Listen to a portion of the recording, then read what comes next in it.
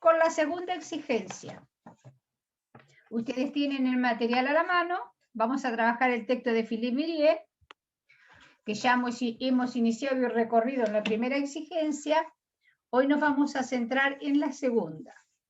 En la primera, como ya dijimos, se trata de poner en jaque al pensamiento único y buscar líneas de pensamientos emancipadores a través de la escuela, a través de la enseñanza, en todos sus niveles, porque ustedes ven que acá el autor va del nivel primario al nivel secundario, y en este caso me parece sumamente pertinente para hablarlo con ustedes que están en la formación docente. Dice, la segunda exigencia consiste en compartir con nuestros alumnos valores fundadores de la democracia. ¿Por qué es esto importante? Porque educar es siempre un acto político.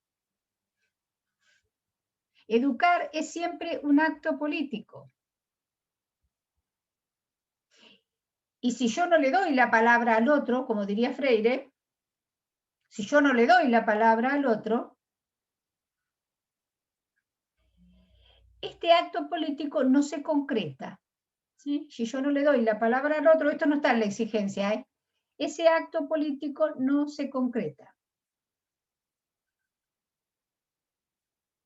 Y eso es el respeto de la alteridad en la construcción del bien común. Ahí estoy leyendo. Y eso es, dice el autor, el respeto de la alteridad en la construcción del bien común. La democracia, gente, no es solo una instancia política de elección de un gobierno. La democracia es la construcción ciudadana de una mentalidad abierta a la igualdad. Esa es la construcción democrática de una ciudadanía. Profe, perdón, ¿puede volver a repetir? Porque se me cortó justo.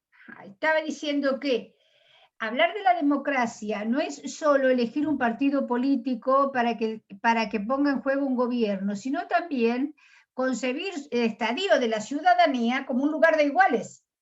¿Sí? Es decir, democracia es igualdad, de gobierno de todos. Por eso el autor habla del bien común. ¿Y cuál será el bien común? Pregunto. Una pregunta. ¿Puedo hacerle? Sí.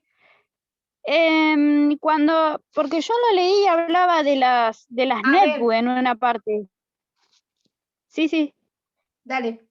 ¿Es nuevo esa entrevista del hombre? O es como que es de es nuevo, ¿no? No te entiendo, Rosana. Es de 2013. No, perdón.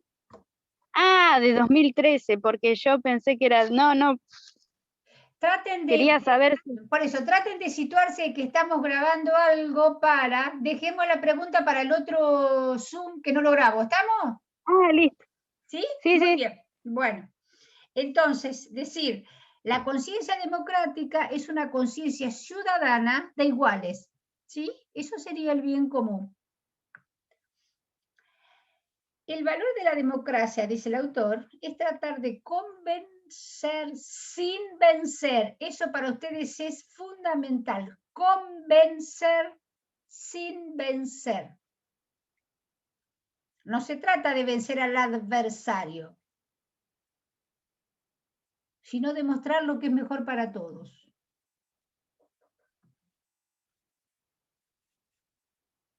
Porque convencer, dice, implica respetar la inteligencia del otro. Y no el control. Por eso dice que un aula y una escuela también son lugares donde la verdad de la palabra no depende del estatuto del que pronuncia esa palabra. El valor de la palabra no depende de la autoridad del docente, sino de la construcción que se haga en el aula. El valor de la palabra no depende de la autoridad del docente, sino de la construcción de sentido que se haga en el aula.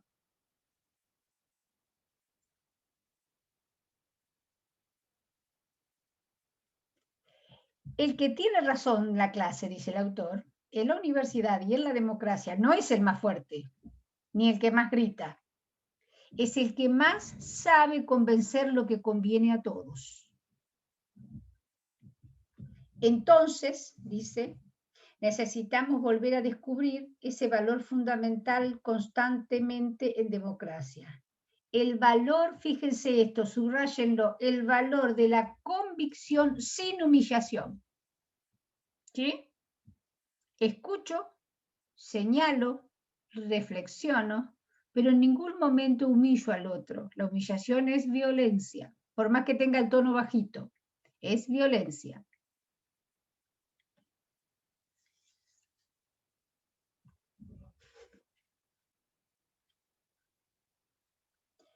Continúo con la lectura del autor. Estoy en la página 10. No es fácil para un docente trabajar de esa manera, porque por supuesto el docente conoce ese saber antes que el alumno y tiende a pensar que si se resiste al saber, él necesita romper con la resistencia, necesita vencer esa resistencia por medio de la seducción o forzando al alumno.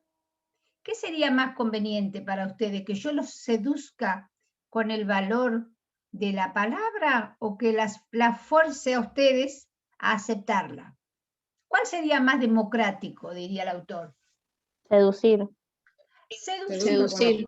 Exacto, seducir, porque te invito a la aventura de conocer el significado de esa palabra sin decirte lo tuyo no sirve, sino mirá qué atractivo que es este pensamiento para cambiar estas cuestiones, ¿sí? Bien. Ahora vamos a parar un poquito para charlar. Muy bien. Sigo en la página 12. Ahora bien, lo que hace que una educación sea realmente democrática es que se niega a utilizar tanto la seducción como el hecho de forzar. Fíjese qué importante. Yo te puedo seducir, pero no es el mejor mecanismo. ¿Por qué será? Porque la seducción no te deja criticar. La seducción te invita a admitir. ¿Vieron cuando ustedes están enamorados, enamoradas, que están seducidos por la otra persona? Uno le cree todo lo que dice, ¿o no? ¿Sí? Seducido no necesariamente enamorado en el sentido erótico, chicos, sino cuando uno admira a alguien, cuando uno siente admiración, es una especie de amor a lo que el otro sabe y uno se deja seducir, no ofrece resistencia. Y la resistencia es lo que le da sentido. ¿Estamos? Así que esa educación, a ver, se niega a utilizar tanto la seducción como el hecho de forzar. Así que esa educación se dirigirá a interpretar la inteligencia del otro. Acá tienen otro concepto fuertísimo. A interpretar la inteligencia del otro. A su capacidad de entender. A lo que se va a sumar la capacidad del docente para formular las cosas de maneras más significativas.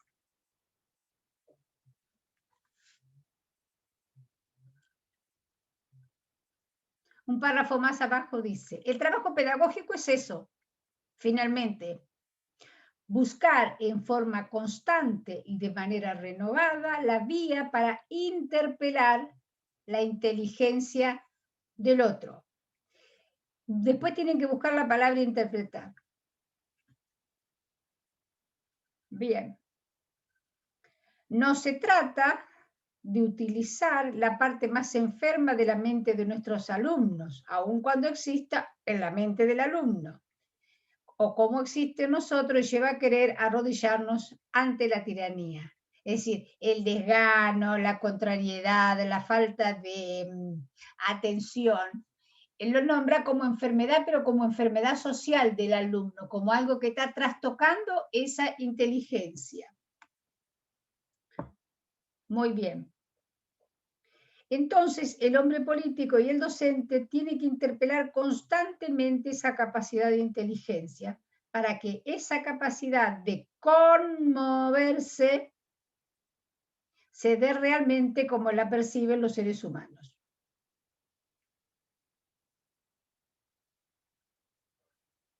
más abajo dice, en la clase el docente no tiene razón porque es el docente y porque posee un diploma. El docente tiene razón porque sabe explicar, sabe entender, sabe interceptar la inteligencia del otro y ve cuando el otro entiende, ¿sí? Porque en ese momento de comprensión del otro aparece en sus ojos y en su cerebro una especie de brillo, como una chispita. Es como cuando usted dice, al fin entendí. Ah, suspiramos y miramos distinto, ¿sí? Sin embargo, hoy en día, el ser humano moderno quiere en primer lugar gozar a través de su cuerpo y vive el acceso al pensamiento como un sufrimiento. Y eso cuando ustedes dicen, no voy, tengo que estudiar, tengo que estudiar, tengo que estudiar, me voy a apurar en el examen final para sacármelo de encima. Y ahí no hay aprendizaje, hay una compulsión por aprobar que no tiene que ver con aprender, ¿sí? Sino con repetir, y eso es muy negativo. Qué bueno, me tomo unos mates y no estudio, me voy a charlar con la vecina y no estudio. La vecina y la amiga me dice, déjate de estudiar, tanto estudiar, ¿para qué? Ustedes lo van a escuchar constantemente, chicos, chicas. ¿Sí? Cuando le inviten a salir o le inviten a cenar o no sé, a tomar unos mates, digo, no, mira, tengo que estudiar. Ay, vos siempre estudiando, déjate de bromar. Vamos a hacer algo que no sea estudiar. Contra esa barrera social tienen que luchar. Contra la pareja, contra la madre que dice, ay, vos tenés que cuidar a los chicos, no se trata solo de estudiar. Contra la pareja dice, ay, no me lavaste los pantalones, tenía que preparar el examen, lavátelos vos, si está la lavarropa, está la plancha, está, es decir, poner al otro en su lugar, porque ustedes están orientando su energía hacia algo que va a rendir sus frutos. Por más que no ejerzan, el conocimiento es un fruto muy interesante para sus hijos, para su descendencia, para su familia, para ustedes mismos en primer lugar. Entonces, ojo que estamos en una sociedad machista a pesar de que se dice que es muy liberal. Bueno, en la democracia todos son iguales y en una pareja, sea la que sea, no pongo acá ni identidad de género ni cosa parecida, la democracia es eso, de iguales. No hay uno superior a otro, somos todos iguales. ¿Sí? Muy bien. El valor fundamental de la democracia, fíjense, dice la página 13, es el valor del pensamiento. Y se trata, fíjense, esto es fundamental, de atreverse a pensar. Atreverse a pensar. Para ustedes es, para todos, pero principalmente para ustedes que están iniciando y que por ahí tienen miedo de equivocarse, hay que atreverse a pensar. No importa cómo salga, pero hay que atreverse. Es decir, el desafío mayor de una educación democrática es hacer que el pensamiento sea el eje de la clase, más que la evaluación, más que el control, más que los deberes. Primero, el pensamiento, ¿sí? Y transmitir saberes emancipadores tiene que ver con compartir esos valores. Primero el pensamiento, la igualdad, la interpelación, el lugar a la palabra y al pensamiento crítico. ¿Sí? Eso sería, muy resumida por mí, la segunda exigencia. Ahora las y los escucho porque estamos grabando esta parte para que quede el diálogo a través del cual ustedes puedan pensar después. Bien. ¿La habían leído esta exigencia? Por supuesto que sí. ¿La habían leído, chicos, chicas? Sí, profe. Muy Sí, bien. profe. Entonces, vamos a pensar la interpelación, los valores, la interpelación, los valores, y dentro de los valores, el valor democrático, el de reconocimiento y el de pensamiento crítico. El democrático, el de reconocimiento y el pensamiento crítico. Fíjense que dice, más que la evaluación, más que el control, más que los deberes, el pensamiento. ¿Por qué? Porque el pensamiento incentiva, motiva, ¿a qué cosa? a pensar. Lo demás es cumplir con una obligación. Y no es lo mismo pensar que cumplir con una obligación. ¿Estamos? Muy bien. Escucho. Los escucho. Por favor. Arriba.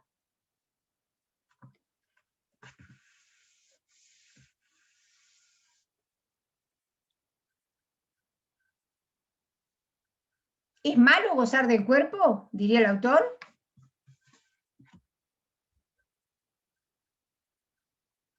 ¿Qué piensan ustedes? Las sociedades actuales tienden más a gozar que a asumir responsabilidades. ¿Es verdad? No, No porque siempre. claro. No siempre. ¿Sí? Pero está mal Todos gozar del... tienen responsabilidades. A ver, escucho. No sé quién habló.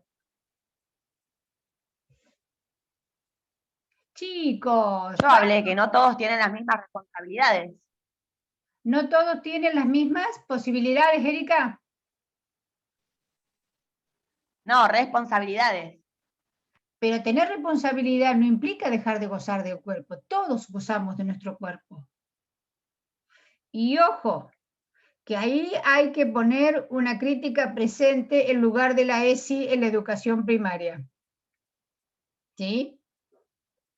Gozar es una palabra que tiene mala prensa, pero desear y gozar nos pasa constantemente a todos. El tema es cómo delimitamos los espacios de respeto a la corporalidad ajena. ¿Sí? Es decir, yo deseo, tú deseas, todos deseamos, gozamos, vamos a satisfacer esas demandas, pero el respeto a la corporalidad ajena y máxime a la corporalidad del niño ha de ser una práctica fundamental en toda actividad docente. Los niños no se tocan, los niños no se agarran, los niños no se estimulan. El cuerpo del niño, o de la niña o de quien sea es sagrado. El cuerpo del otro es un espacio sagrado que no debe ser invadido de ningún modo por otros. ¿Sí? Tenga la investidura que tenga. ¿Estamos? Muy bien, seguimos.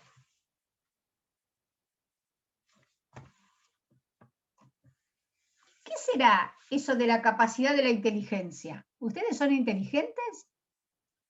¿Qué les dije hace un rato yo? A todos y a todas.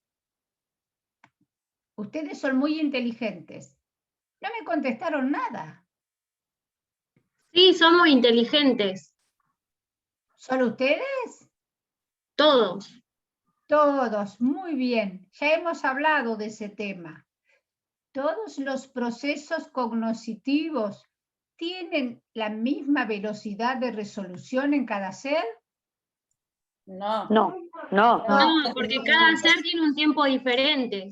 Muy bien. Entonces, cuando el autor dice, no se trata de evaluar, no se trata del control, ni de los deberes, sino del pensamiento, tengo que estar atento a que cada ser tiene su ritmo para procesar sus tiempos. Escucho, no sé quién más habló.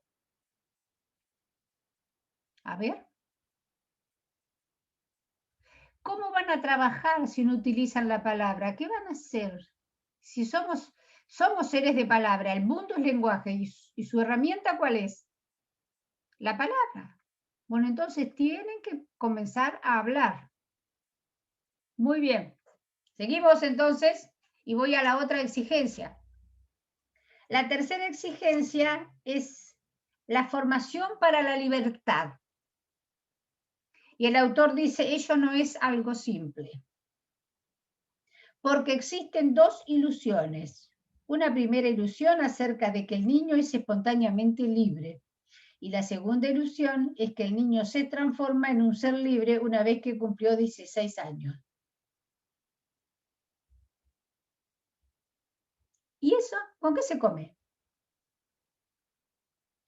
Y acá está en cuestión algo muy relevante para ustedes que van a trabajar en primaria. Existe el supuesto de que el niño va a ser sumiso hasta su mayoría, que los niños van a ser sumisos, van a decir a todo que sí, van a hacer caso siempre, no van a contestar hasta que sean mayores. ¿Es verdad eso? ¿Ustedes tienen amiguitos, primos, sobrinos, hermanos? No. No, para nada. No. Pero la pedagogía va a tratar de salir de esas ilusiones y debemos entender, en primer lugar, que es un ser caprichoso. ¿Y por qué será caprichoso? Ustedes lo van a ver con la profe Valeria. Los psicoanalistas y los psicólogos dicen que eso no es un pecado por parte del niño, sino que se trata de una etapa normal de su desarrollo. Entonces, si en el aula tenemos un niño o una niña caprichosa, ¿qué hacemos? Nos la bancamos con la mejor sonrisa y buscamos herramientas o estrategias con las cuales seducir, a él no le podemos interpelar con el pensamiento porque es muy pequeño, seducir a la aventura de indagar. Los niños están aprendiendo a conocer el mundo. Y el mundo empieza en los niños primero por los sentidos. ¿Sí? Lo que tenemos que hacer, dice el autor, es ayudar a ese niño a postergar la razón de ese capricho. Espera, después se dará. Vamos a buscar, conocer qué dice acá para que podamos pensar. Y después vamos a hacer lo que vos querés. Posponer, que el niño aprenda a posponer los tiempos. Pero es muy difícil. Es muy difícil.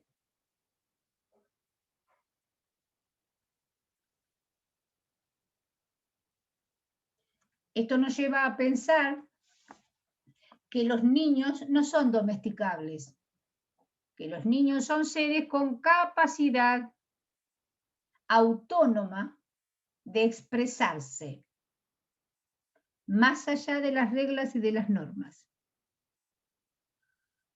A ellos no les interesan las reglas y las normas. ¿Quiénes se las enseñamos? Los adultos. ¿Para qué? Preguntémonos, ¿para qué? Hay reglas y normas que tienen que ver con el cuidado, con el respeto, reglas y normas que son muy valiosas. Para educarlos. ¿Y qué será eso de educar? Si educar es decirle, hacé, vení, anda, correte, pintá, jugá, bañate, limpiate los dientes. ¿Eso es educar? Educar tiene que ver con permitirles ser también, chicos, chicas. Con permitirles ser de acuerdo a la edad.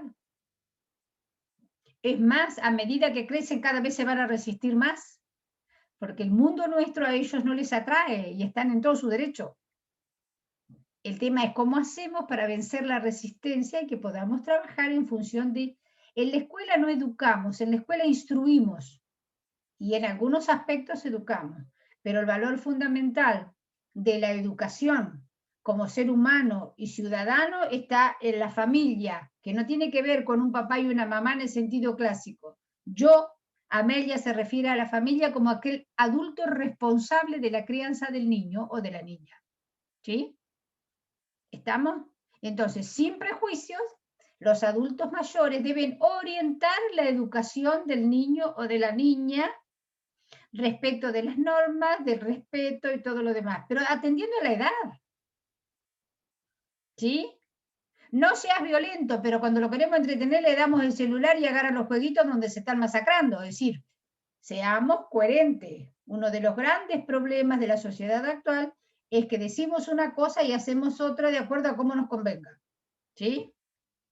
Es decir, si ustedes van a ser docentes, no den fotocopias, enseñen a escribir, a agarrar el lápiz, que ese aprisionar el lápiz así canaliza la tensión de no saber.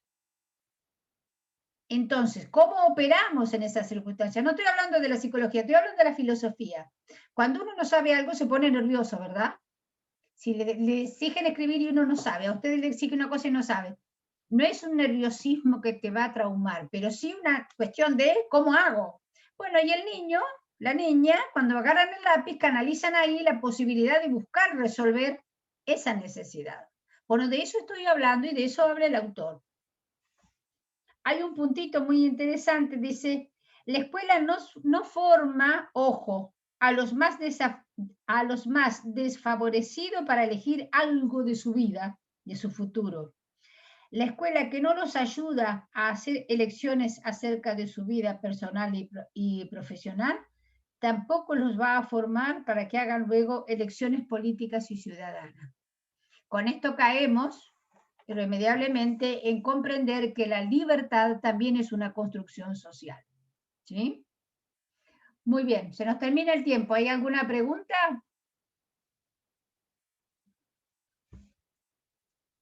Ahora vamos a cerrar acá y después van a leer ustedes lo que han hecho con el otro punto.